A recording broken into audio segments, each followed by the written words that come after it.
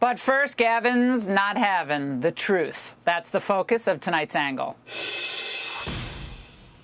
As we head toward the unofficial end of summer, Democrats are scrambling because Trump's scoring big wins.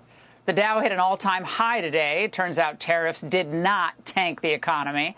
In fact, things are soaring. The experts, they're wrong again. And as far as Trump's move in D.C. to federalize law enforcement, it's been a resounding success. Crime has plummeted. And D.C. Mayor Muriel Bowser noted that business owners are happy to feel safe again. We greatly appreciate the surge of officers that enhance what MPD has been able to do in this city. For carjackings, the difference between this period, this 20-day period of this federal surge and last year represents a 87% reduction in carjackings in Washington, D.C. And out on the left coast, the savviest liberal activists, they're flummoxed too. The speed with which the Trump 2.0 game plan is being implemented caught even Gavin Newsom's top climate advisor by surprise. We thought it would look more like Trump 1.0, and they have a completely different playbook. They had 4 years to study what they did wrong in the first administration and employ new tactics. Well, so what's next for the Democrats? Meaningful self-reflection? How about new policies that appeal to the middle class? No and no. Insanely enough, they're recycling the same talking points that flopped last year. So democracy, it's under assault. Trump's never going to leave office again. But their own loyalists aren't even buying that line. So listen closely to the audience reaction to Gavin Newsom yesterday. I don't think Donald Trump wants another election. I have 24 Trump 2028 hats. His folks keep sending me. Who spends $200 million on a ballroom at their home and then leaves the house? This is serious, guys. This is serious. I mean, they're supposed to be serious here. No laughing. Of course, Gavin is lying. He's not that dumb. He obviously knows that Trump is trolling him with the 2020 hats. Get a sense of humor.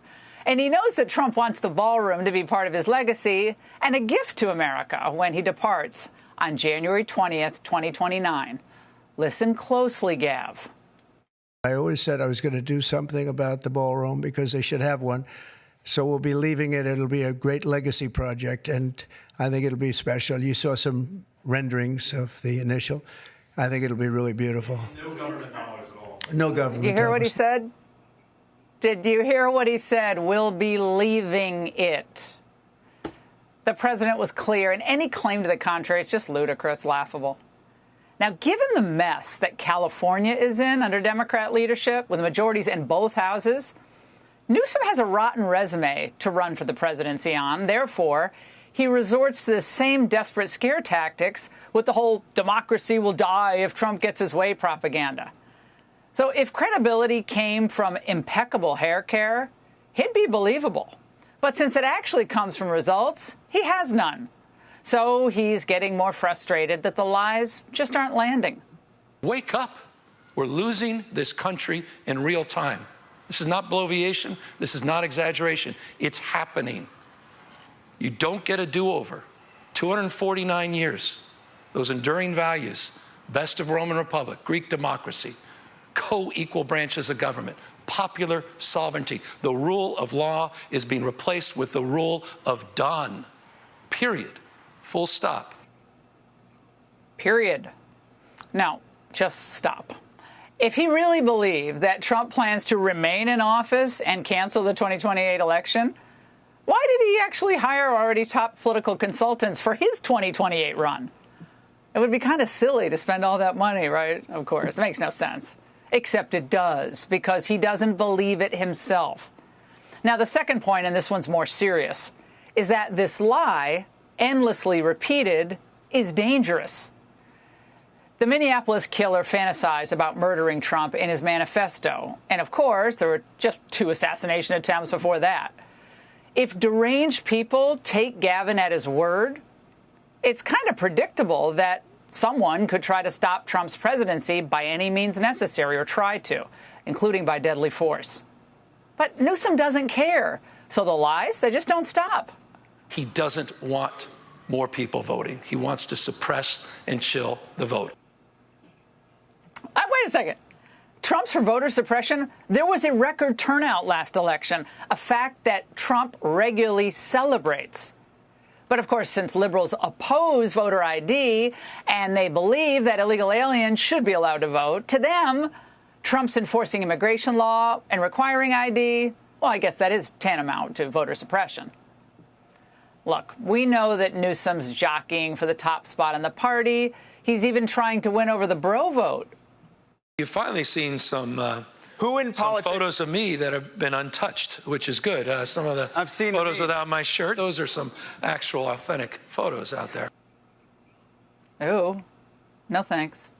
Now, none of this is working. And Trump, he's just laughing. He will send the National Guard.